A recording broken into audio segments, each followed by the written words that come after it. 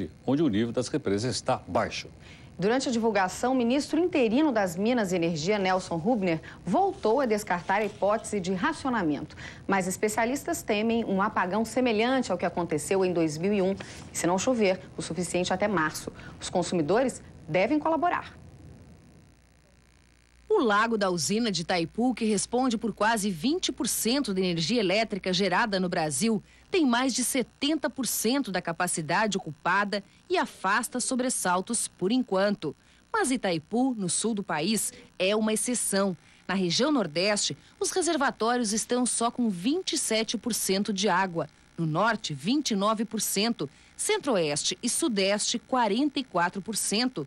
Contra 60% há exatos um ano.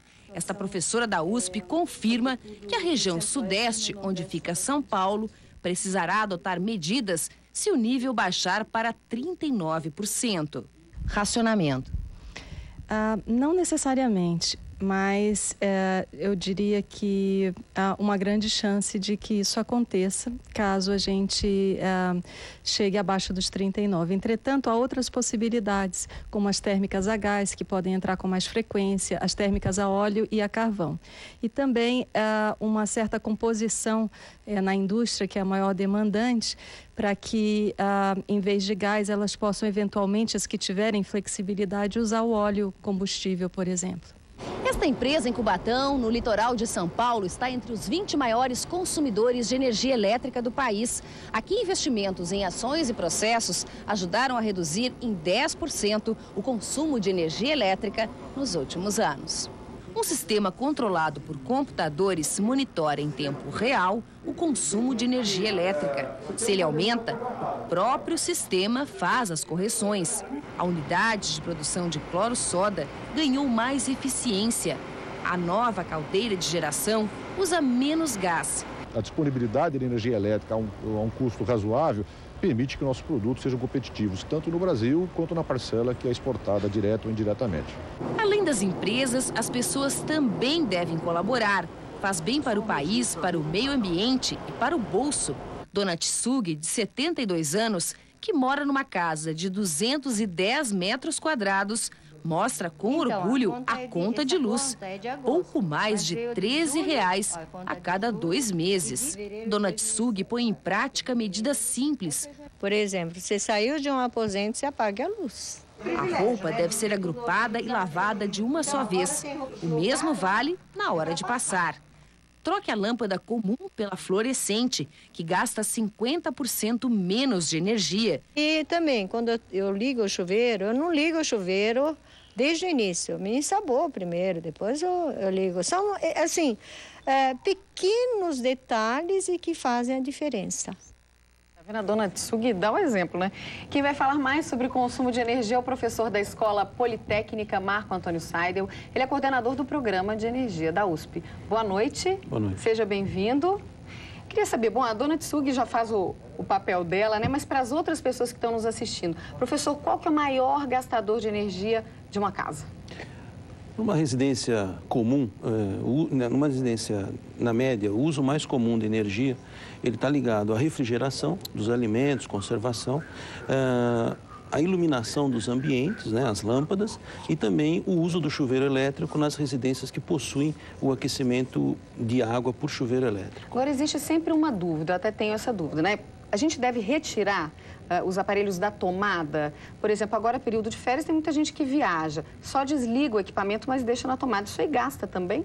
Isso consome energia, certamente consome uma quantidade pequena de energia que de vez em quando nós simplesmente relevamos. Mas se a pessoa desligar, isso ao longo do tempo propicia uma economia significativa. Há países no mundo que fazem programas específicos para inibir o uso do stand-by, que você está falando. Que é isso quando a luzinha do equipamento fica acesa, mesmo quando ele está desligado. Para você poder acioná-lo pelo controle remoto. Então, se a pessoa vai ficar muito tempo fora, e não vai usar aquele equipamento em intervalo de tempo logo em seguida, ela pode desligar e por isso terá uma economia adicional. E tem um outro hábito que a gente tem muito, é de deixar o carregador do celular na tomada sem o celular. Isso também consome? Também consome um pouco de energia. Não a mesma energia de quando está carregando o celular, mas um pouco consome. Em relação a essas energias alternativas, né? Dentro de uma casa, quais são essas energias que as pessoas podem usar? Por exemplo, sistema de aquecimento solar? Eu acho que para as residências, a energia alternativa mais viável é a energia solar para o aquecimento de água. É um sistema bastante eficiente, que propicia um bom conforto. Ele traz, inclusive, isso é uma questão que a gente tem que tomar cuidado, um aumento do consumo de água, porque o banho acaba ficando mais agradável, com uma temperatura mais adequada, mas é muito interessante do ponto de vista do uso eficiente e racional da energia.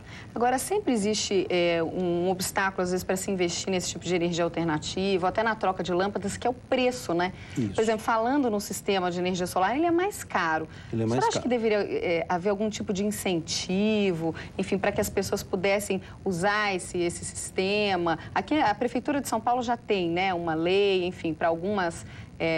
me parece que são apartamentos com mais de quatro banheiros. Mas o que você acha que pode ser feito no sentido de facilitar a vida das pessoas também? Eu acredito que essa questão da eficiência energética no mundo, ela tem sido trabalhada muito com uma forma de um incentivo regulatório e, ao mesmo tempo, criar condições para que essa tecnologia possa se firmar. A regulação a gente faz através da legislação, né? Como foi feito agora, quer dizer, o município de São Paulo aprovou, assim como municípios de outras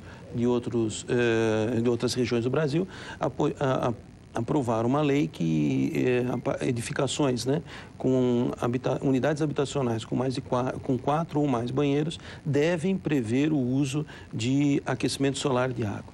Nós podemos ter alguma extensão dessa medida para outras edificações, mas paralelamente ter um sistema de apoio, financiamento a juros interessantes para que você pudesse ampliar a utilização disso e facilitar aquela pessoa que não tem o recurso suficiente para o investimento inicial. Professor, eu só estava comentando, né, que na hora de comprar um eletrodoméstico, a gente pode também tomar um certo cuidado. Eles têm alguns deles, enfim, tem uma etiqueta que é de eficiência energética. Como é que as pessoas podem identificar isso? Isso. O Procel, né, que é o Programa de Conservação de Energia, Programa Nacional, ele junto com o Inmetro, estabeleceram um programa de etiquetagem onde os equipamentos eles são classificados em função da sua eficiência energética. Isso é muito importante, porque o consumidor ele não precisa ser um especialista para comprar um equipamento.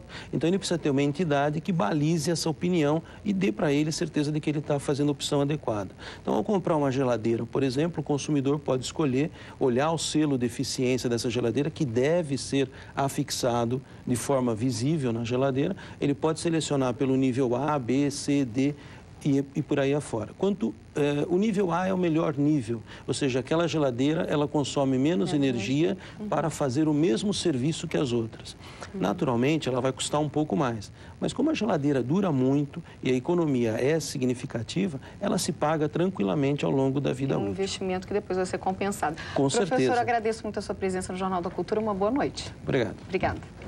E quais são as medidas que você toma para reduzir o consumo de energia da sua casa? Essa é a pergunta que deixamos hoje no Radar Cultura, que é um espaço na internet de conversa entre você, telespectador, e outros internautas. Entre no www.radarcultura.com.br, clique no Jornal da Cultura e responda. Você está vendo aí na sua tela. Ontem a pergunta era: como evitar a entrada de celulares nas prisões do país? O Fábio, daqui de São Paulo, que é agente penitenciário há 15 anos, escreve que os aparelhos entram durante a visita feita por parentes dos presos. A mensagem de Jailson de Queiroz, de Garanhuns,